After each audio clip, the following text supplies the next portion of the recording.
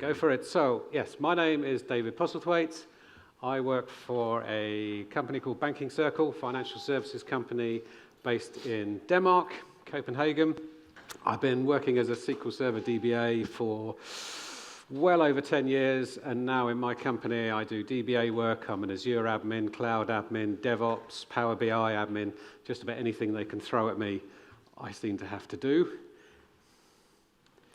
And I'm Gethyn Ellis. I'll tell you a little bit about me in a second, but I trained David to be a DBA in years gone by, so all this you've got me to blame for. I'm only joking, but David was, me and David have worked together over the years. I'm not based in Denmark, I'm based in the UK. I'm from Caerphilly, which is just up the road, just north of Cardiff. I actually live in Wolverhampton now, so it's a bit strange. And I'll just go back to that for 1 second. I think David's a bit keen on the clicker. I run a consultancy business here in the UK, specialising in Microsoft data platform stuff, everything from sort of architecture, upgrades, migrations, cloud migrations, performance tune-ups, and we do some training as well. My contact details are on there. If you any questions on the stuff we talk about around the CIS benchmark today, feel free to reach out. And if you're on LinkedIn, happy to connect and build my network on LinkedIn as well, if you're interested in that. I'm a Microsoft certified trainer, and last year I was awarded the Microsoft MVP award for data platform. And that's a little bit about me, and that's why I'm here today. So next slide, please, David. Okay. Right, don't forget tonight's quiz night, pub quiz. That should be good fun. And then Friday night, don't forget your fancy dress. You can dress up as something to do with Dungeons and Dragons. The quiz does get competitive. Yes, it does. Now, before we start, as a matter of interest, how many of you have heard of the CIS benchmark before you decided to come to this session? Oh, a few. Oh, wow. Okay, that's quite good. Because this time last year, I had never heard of the CIS benchmark. And then one day, one of my security guys walked up to me and said, here's the CIS benchmark. You must apply every single thing in here to our systems, and you must do it straight away because it's really, really important. And I went, okay, that's interesting. Let's see. You want me to stop SQL Agent from sending out emails when something goes wrong? You want me to hide the SQL instance so no one can find it? You want me to change the default port so that no one can connect to it? And you want me to turn off SQL authentication so none of our Python scripts can connect? And if you can do that by Friday, David, that would be great. Yes. And I went, I think we need to have a chat about this. Now, what David said there, I guess, is technically true. It's not that bad. I've known about the CIS benchmarks for a bit longer. I went through a SQL Server hardening, security hardening assignment with a client a few years ago where they were using the CIS benchmarks as their sort of baseline. CIS stands for the Center of Internet Security. They are a globally recognized and consensus-driven set of best practices to help you secure and harden your IT system. So it's not just SQL Server, although there's a benchmark for SQL Server, there's a benchmark for Windows and other things as well. Now, you can download them free of charge. When I went through this exercise a few years back, I'm pretty certain there was a fee for commercial use, but you can get the PDFs free. I don't know if that's changed, I'll be honest with you. So you can go and download them for free. The SQL Server 2019 document runs to about 103 pages, I think. David's got it printed out. He brought it with him, had to check it in his luggage because it was so heavy it wouldn't fit in his hand. It's divided into about 8 sections. And then each section, there's various different recommendations around what you can do to lock down your SQL Server. And usually in the benchmark, there's some sort of T-SQL script that you can use for both working out if you need to do anything and then working out how to do it as well. Yeah, so yeah, my initial thoughts weren't quite as bad as I expected, but the list of the things in the CIS benchmark will get you thinking, as you'll see shortly. So the question is that we want to pose to you is, are we protecting our SQL servers? What are we doing to protect them? Is it enough? And are we checking that they are staying hardened and secure? Because if you don't harden and secure your systems and reduce the risk of them being attacked, we're going to end up losing data. Our companies lose money, reputation, and ultimately we could lose our jobs. So the CIS benchmark is a really good place to start looking at how to harden your systems. And as we said, what makes them special is they've been developed by consensus, by SMEs, by security vendors, by the CIS team themselves, and even the security community. So whilst they're not a regulatory requirement, it's quite likely that your security team, as I have found out, or your auditors will use this benchmark as a way of checking your systems. So we do recommend after this you download them, you have a look at them. As I said, they're for Windows, they're for phones, they're for even for Office as well as SQL Server. See what you can implement, and for me, I have to justify why I haven't implemented things. Yeah, why haven't I turned off agent or disabled SQL logins? For the auditors, that's the only way. But they are only for security. They're not going to fix your bad queries. Yeah, they don't make things faster necessarily. No. Just to reiterate what David said, the exercise I went through was a similar process. So there was a requirement for SQL Server to be locked down and hardened as much as possible. And where you deviated from those benchmarks, you have to go through a technical design or security design authority to get that approved and authorized. So it's not just a case of taking everything as sort of carte blanche and implementing it. You will have to have some common sense about it as well. Now, what we've got on the screen is what a recommendation looks like in full. Right? And this one is from section 2, and it's called Ensure your database, the trustworthy database property is set to off. It gives you some rationale around why you should do that. It's got a description, what needs to be looked at, and why you should follow that recommendation. It also gives you, this is the T-SQL bit I was talking about, so you can query SQL to work out if the option is on or off, and then if you have got it set and want to remediate that, that gives you the remediation action as well, which is usually often turning database options on or off. And in most cases, you will find the default option in SQL Server is off by default, so someone's come along and changed it. It's not necessarily true for all of them, but for most. Okay, so we haven't got time to look at all 103 pages. This is a 20-minute session, so it's going to be really, really quick. So we're just going to cover a few of them, just to give you a flavour of what's in there, see whether you like them, the idea or not. So in the first section, we called installation updates and patches. We've got 2 requirements. Ensure that you've applied the latest service packs. Goes without saying, I think we all do that. Always wait a month or 2 before you apply it. Let everyone else find the bugs in the latest service pack or see you before you do it. I don't think it says that in the document, Mike. No, that's our recommendation. Secondly, ensure single function member servers are used. Now, this is one that I thought was quite good, because I understand why you should have SQL Server on its own box, so that it's not sharing memory with other apps and the like, so you get better performance. But I never thought about it from a security point of view. And their rationale is if you have another application running on your SQL Server, then there's another potential route for a hacker to get to your SQL Server. Though you could argue having the 2 separate, they've got to send information across the network, which may also not be secure. So there is a good and a bad reason to most of these things. But that was, single server function member servers. Right. So what we've got here, these might cause some debate, I guess. The 3 listed there are, ad hoc distributed queries, so it allows users to query data and execute SQL statements on external sources. Now, the rationale is the feature can be used to remotely access and then exploit vulnerabilities in your remote SQL instances, and you can run unsafe VBA functions. This is coming direct from the document.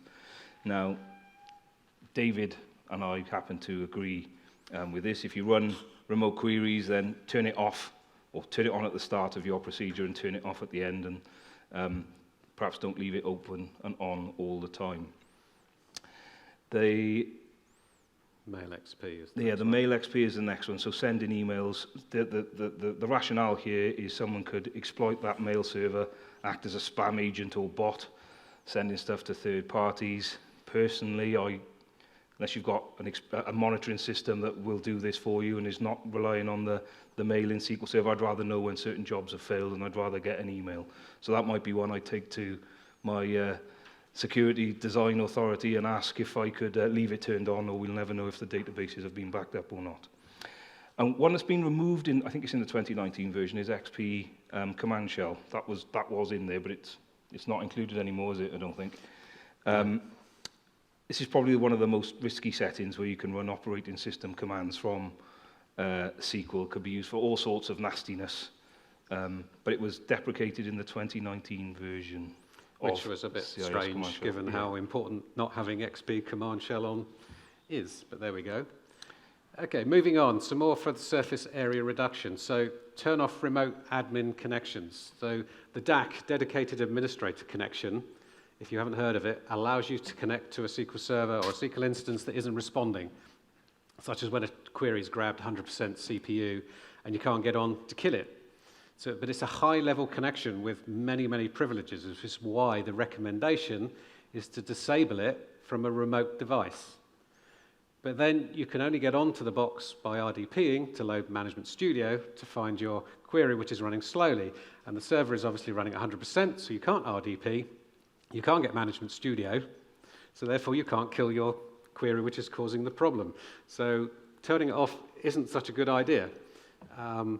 One thing we're looking at is actually, because it runs on port 1434, you can limit the number of machines that can use that port to get to your virtual machine. So we're going to probably have a dedicated admin server, and we'll just allow that admin server to be able to use the DAC so that we're meeting the guidelines, but we can still get on if we need to. Now, scan for startup procs, and I understand why it's not a good idea to allow procedures to run when SQL starts up. They could be compromised and used for bad things, but I actually have a startup procedure. When the server starts, it writes the date and time into a table along with the name of the service accounts that are being used at that time, so I can see later if someone's trying to compromise it by changing the service account to give them permission to get in. So I actually have this turned on, so I've actually said to our auditors that I'm leaving this on because that is just as useful. Finally, the SA account. Hopefully you do not use the SA account. Set it to a random 64-character password. Don't store that anywhere. Disable it and rename it. You should not be using SA. It's too risky. Though there is a bug, or there was last year, if you build an Azure SQL virtual machine, if you rename the SA account, your managed backups don't work properly. They may have fixed it now, but certainly when I was building one 2 years ago or a year ago, there was this issue. You rename the SA account, none of your backups run properly. Then we get into the... oh, sorry, David. No, sorry, after you, my friend. A few more. Windows authentication mode. So do you turn off SQL Server logins? I had a colleague once in my previous company in the UK who was insistent that we applied this option to all our SQL servers. And I agree with this, as long as you don't need SQL logins. If you need SQL logins, then you need to have it turned on. If you do turn off, if you only have Windows authentication mode, it doesn't stop you creating SQL logins or trying to use them. And the error you get when you try and log in doesn't tell you that if your SQL logins are disabled. It just still says you can't log in. So it's quite a bit of a pain. Orphan users. I hadn't really thought about it until recently, but an orphan Windows user on a database could be a security threat, and it won't get picked up on a server scan of your user level, a server level audit, because it's only in the database. So I now have a job that goes around all my databases every week on a Sunday and just lists all of the orphan users, if there are any. Interestingly, all your SQL servers in the MSDB database have a built-in orphaned user called MS Data Collector Internal User. So Microsoft even creates their databases with orphan users. Nothing we can do about that one. Okay. Over to Geth. So there's a couple more on there. Excuse me. Service accounts not being administrators, and this probably doesn't apply to many people in the room, but if I think back to when I was younger, a long time ago, working for a local authority here, we would have had all our service accounts would have been running as administrator because I'd have set the service account using the service console on Windows 2003, and it wouldn't have got any permissions. All right, so if you've inherited a server from someone who doesn't have the sort of background knowledge in in SQL Server, you might find that you get your service accounts running as local admins, and clearly that's quite an easy fix around those. Hopefully that's obvious. And then it does talk in the standard still about the built-in administrators group. For a long time, SQL Server hasn't added that sort of local group to its policies, but even on my travels as a consultant, when we're doing upgrades and migrations, where databases have gone from server to server to server, and people have just copied the logins as is and never put any sort of thought into it, sometimes they've carried forward into later versions, so just be aware of that. Hopefully no one's running SQL Server 2000 anymore, but we'll come to that 2005, I think it had, but yeah. Try and avoid having local Windows accounts or any local account on your system. Ask me again. It's you again. Yeah. We couldn't just do one slide each. Auditing and logging, because it's been built by consensus, a lot of this is common sense, and hopefully that does come through in the document, but it talks about setting the max number of error log files in SQL Server, setting it from the default of 6 up to about 12, and I think that's so you don't lose any useful information. If the SQL Server is cycled several times, you will still have a reasonable amount of data in there. And the default trace is interesting as well, because it's actually got some useful auditing stuff in there around sort of privilege elevation and the execution of DBCC commands and some other bits in there that can be quite useful. Mm. So having that turned on, that's you, mate. So the last two, there's quite a number about the failed logins. I don't know how many of you configure SQL Server to write failed and successful logins to the error log. Okay, there's a few of you. The CIS says you should do that. I say I don't do that because I get so much in the error log from all those thousands of successful logins, it's overwhelming it. So I don't want to write them in. What I use instead is extended events, the audit feature within SQL, to capture failed and successful logins and write them into an audit file, and then you can read that using a SQL T-SQL command, and that gives me a lot more useful information than filling up my error log. Even when you have 12 error logs, it doesn't take long before they fill up and cycle round. So this is another one that I've had arguments with my auditors saying, I'm not going to do this. I'm going to stick with just failed and use extended events, auditing, etc. to capture failed and successful logins instead. Okay, so, and again, built by consensus. I'm not going to talk too much about these just for the interest of brevity and keeping things quite neat. But from a consensus perspective, it's given us a whole bunch of recommendations here, and one of them is use Windows authentication, and then there's a whole section dedicated to password policies for your SQL logins, right? So clearly it's trying to let you get that balance between your policies. But if you are using SQL logins, then using some of the password settings or password policies in there that it'll pick up from your local machine can help, or potentially can help, protect those logins, force passwords to be changed. What you tend to find is, though, all those SQL logins are coming from an application, and if that password expires in the middle of the day, it's going to cause you no end of hassle and headache. Yeah. So yeah, users should be using AD logins, applications, SQL logins when they don't support Active Directory. That's a quick look at just a few. As I said, it's 103 pages long. If you really want to come and look at a copy of it, I have a printout down here. Otherwise, download it from their website. It doesn't cost anything to download. Some of the things that aren't in the CIS benchmark, it only covers security. Hopefully, as DBAs, you are still doing all the other things that need to be done. You're looking at encryption, certificates, high availability DR, backups, restore checks, alerts when things go wrong. So you need to do more than just the CIS benchmark to keep your database and your instance secure. This is just covering the security side to keep your auditors happy. But you should be doing all of these as well. Now, in previous, in the benchmarks, there used to be a scoring system. So how do you measure this, right, is where I'm going. How can I see this really quickly? I'll give you a load of SQL in the benchmark itself. When I did this, I wrote a whole bunch of PowerShell to go off and connect to these servers and report back to me. But in DBA tools and DBA checks in particular, there is a check where you can check for the CIS benchmark, and it'll give you a nice little report showing you where you're compliant and where you're not compliant.